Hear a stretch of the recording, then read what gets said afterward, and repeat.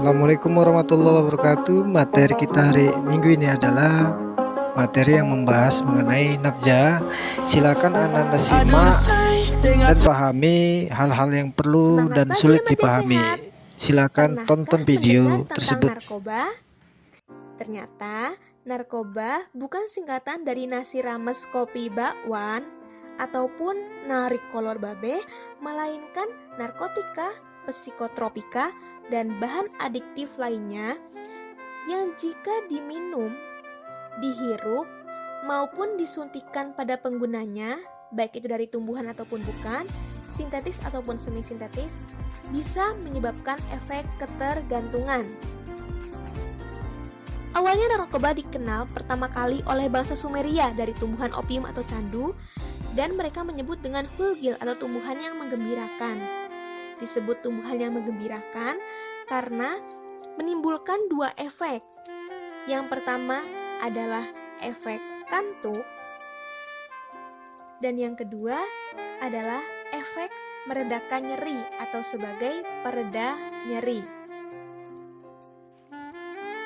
Oleh karena dua sifatnya itulah, narkoba digunakan dalam dunia pengobatan, medis, terutama pembedahan untuk pembiusan pasien yang akan operasi.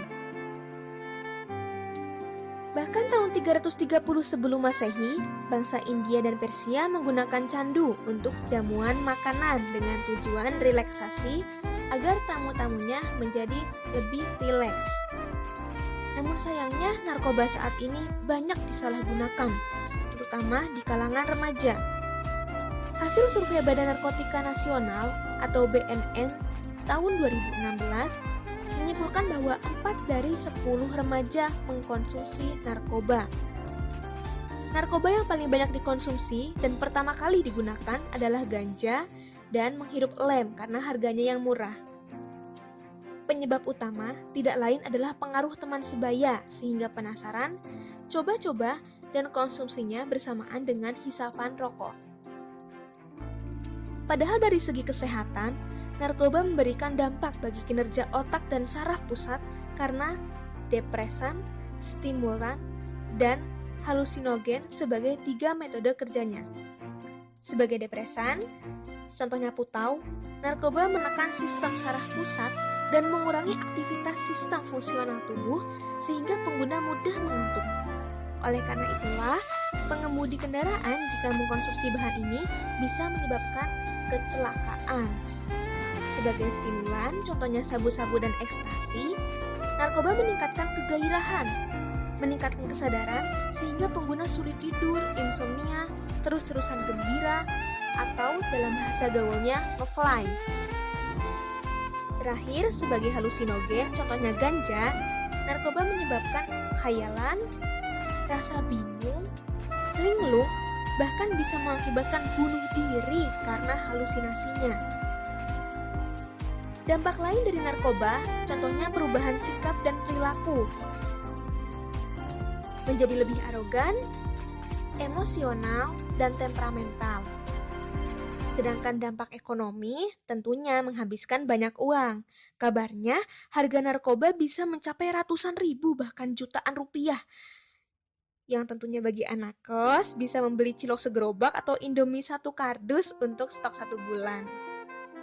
Selanjutnya gangguan hormon rasa senang yaitu dopamin dan endorfin. Misal seorang remaja, sebut saja Mawar, mengkonsumsi narkoba 0,1 gram.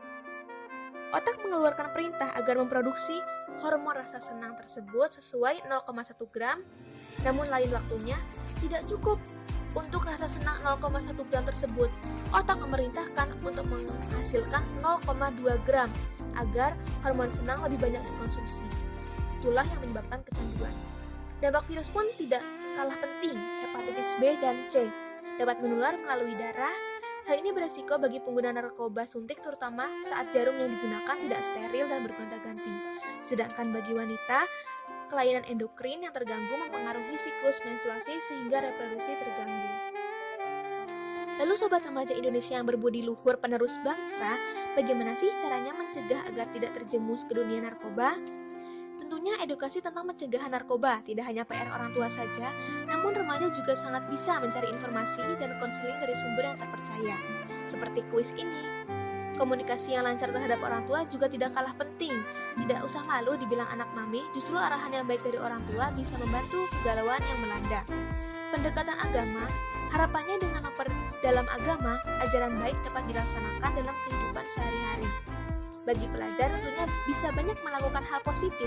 Selagi masih muda, bagi yang hobi banget belajar nih, boleh nih pergi ke perpustakaan, membaca 1 rak buku sehari, atau bagi yang hobi bermusik, sangat bagus untuk melampiaskan emosi agar tidak galau. Yang suka olahraga bisa nih jadi kapten basket, siapa tahu banyak cewek yang terpesona. Nah, tentunya jangan sia-siakan masa muda dan duit masa muda hanya untuk rokok dan narkoba. Dekatkan kepada si dia sang pencipta, dia orang tua kita, dia si dia beneran, atau dia siapapun versi masing-masing. Karena aku remaja sehat.